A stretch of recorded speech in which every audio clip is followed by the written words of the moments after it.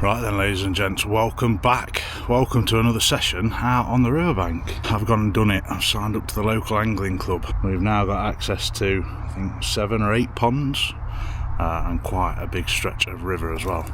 Now, I know a lot of people are going to be in the comments saying, oh, it's closed season, the rivers are closed. Yes, they are. However, some clubs leave access. You are allowed to fish for trout. And some clubs will leave access to certain stretches of river. So this club that I'm part of, we've got access to about a mile's worth of river. You'll be pleased to know I've expanded my selection of lures. I've also got myself a nice little box. We've got, well, as far as I'm concerned, looks like some really good fishing spots. It's just gone 4 PM on Monday afternoon. The sun is out, clear blue skies. See the sun all the way up there. So we were on the other side of the river. I've managed to cross over because I think the problem that we've got is on the other side of the river it's going to cast quite a shadow, potentially going to spook a lot of stuff. I'm starting off down by the car park. I'm going to walk up to the far end, right upstream as far as we can go, as far as the boundaries allow me, and then we're going to have a steady walk back and fish all the way back, basically. One of the things that a lot of people commented on was how heavy a gear I was using. I've got rid of the wire trace. I'm fishing 18-pound mono now. A lot of people said drop that down as well. I know my mate of mine, he's been getting trouble with a lot of pike, lost a few lures on lighter gear. He's found that 18-pound still catches him some trout and is enough to land pike as well. So we're going to give that a go. Like I say, we're going to carry on walking up. In fact, that was a nice swirl just down here then. We're going to carry on walking up. I haven't brought the mics with me. We've just got the camera. I'm going to get you on the chest mount. We're going to have a walk up, have a look, and let's just go for a mooch about for a couple of hours on a Monday evening.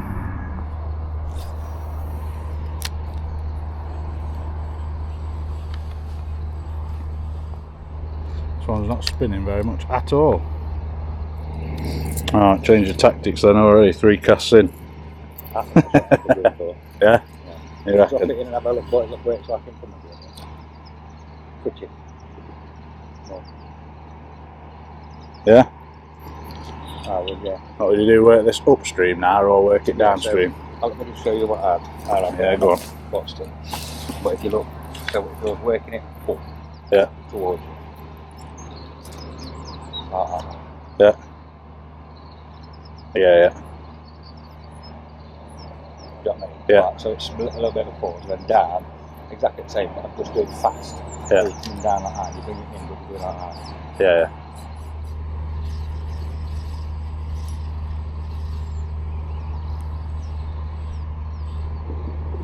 There.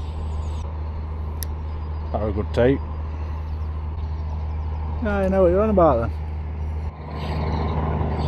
Can you get it over right and that sort of down near that tree, is it? See if we can without hitting this branch. Oh, like that. Yeah.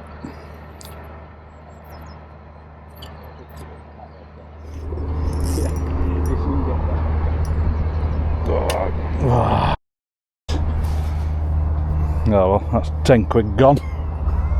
Mate, I did 70 quid's worth last week. I'll be giving it up. That's a tank of diesel to get me out to the coast. And I'm like, right, I'm buying them again. And I get in and I buy about 3 extra. Just fuck that off. What, the swivel? Yeah. Yeah. If I was spinner fishing a lot, which I don't do, I'd leave the swivel on, but it's just, to me, it's just more shit in front of it that I don't like. Oh. So I put it on with a loop knot, which gives it the. Oh. That's how I do it. Yeah. That tag end, I mean, it's been chopped off my teeth like I usually do that by that much, but it should face down. If you tighten it up, it should face downwards. So not much weed really gets on it, but. That's how I do it. Now, if you lose one of these lures because of this knot, yeah, I'll send you a bill. I'll buy you one back. Might be a short session if we keep losing them at this rate. Alright, there we are then. So, got rid of the swivel, just got a snap link onto a loop knot, and for a 5 gram little paddle tail. See if we get any different with this. Plus, these are cheaper if I lose them. We've come a fair bit further upstream, and as you've seen, a good friend of mine now.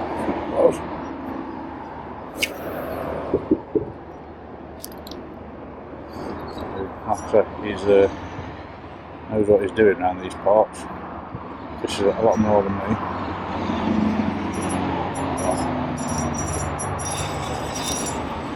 First branch. They're all excited then.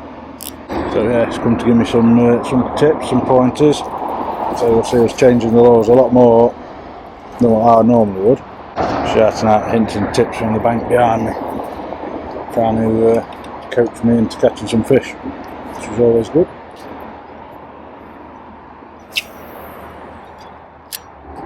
Just do sharper tugs with rod tip. Yeah. So you bring the lure further. Right. Pick it up, you know what I mean? So you bring it higher in the water. Yeah. So you're doing like that. You know what I mean? Yeah. So it's quite aggressive lure. Yeah.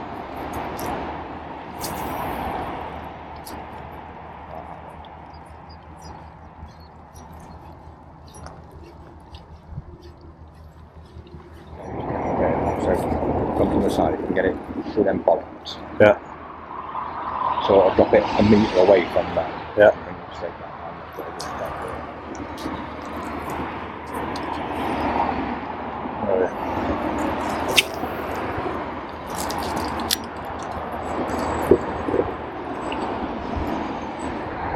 Anyway, I want to catch a fish while he's pissing about. Not like that, I'm not. Come on, Warren.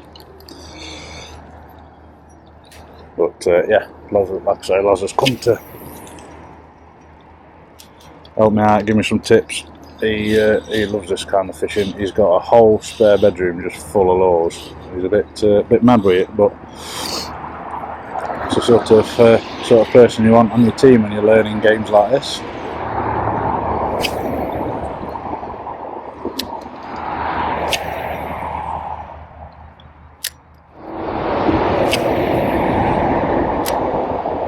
Something about this spot I'm just not fancying, so I think this last cast, aim it downstream, pull it across this rock bank, and then we'll move somewhere else, I reckon.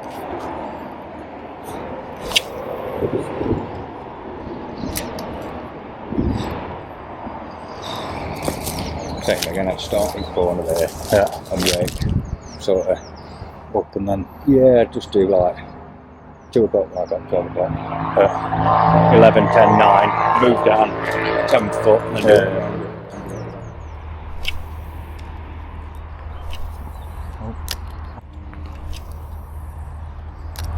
try if you just now straight retrieve, probably a little bit pacer than what you was just bringing that in. Well, a bit quicker. Yeah, just a little bit there. Keep it up to straight line. They're probably not even looking at this, probably sat about there just looking at us thinking, fucking idiots. Right, cool, couple yards. Yep. Yeah, fucking.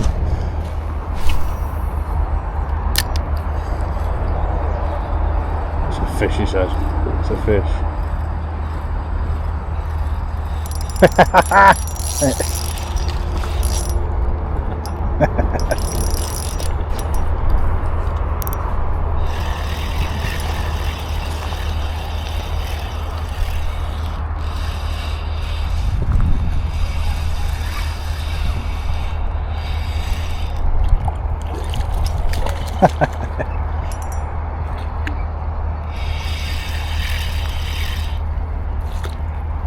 Coming all the way in.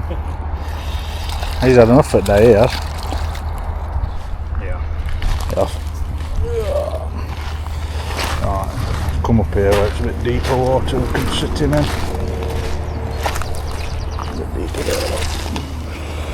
There we have it then, first brown trout. First one of the session anyway. Brown trout boyo. fishing back there, look. She goes. Yeah, well camouflaged there, aren't they? Okay. Now what I need to do, you see, is I'll cut footage to make it look like we've only been fishing 3 minutes. Yeah. 2 more casts here then, and then I'll move a bit further downstream.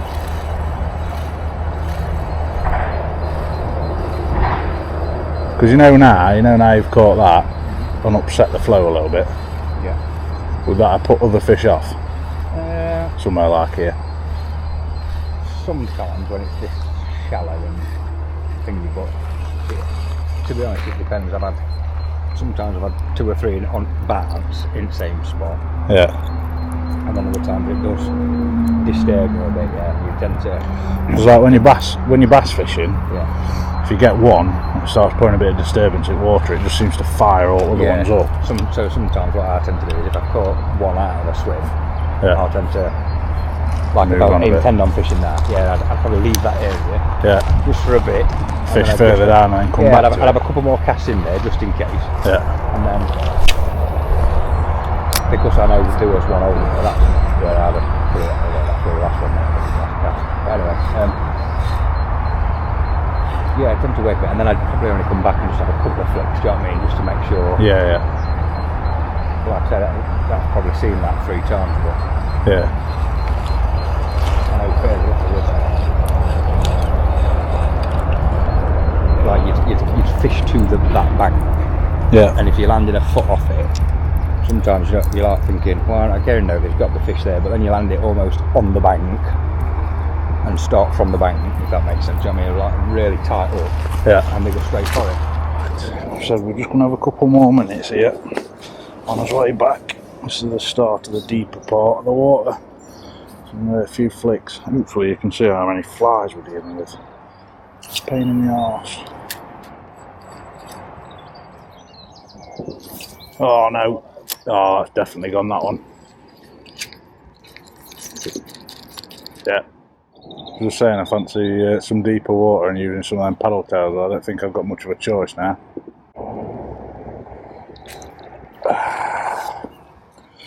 Never mind. What's that, 20 quid down now? Right, we're reconnected. Gone for a spinner now, it's dropping dark. A nice bright red spinner with a big blade on it. If we can get straight down banking. Oh, fuck's sake. Oh.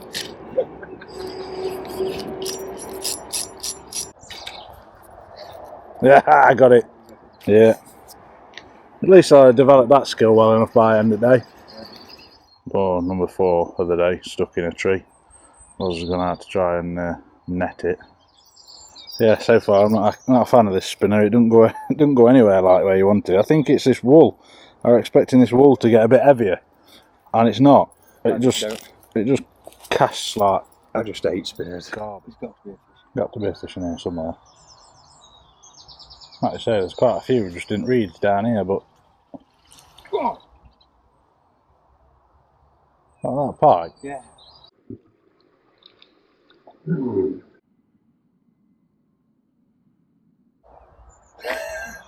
Well, there was fish in here, they're all fucked off now.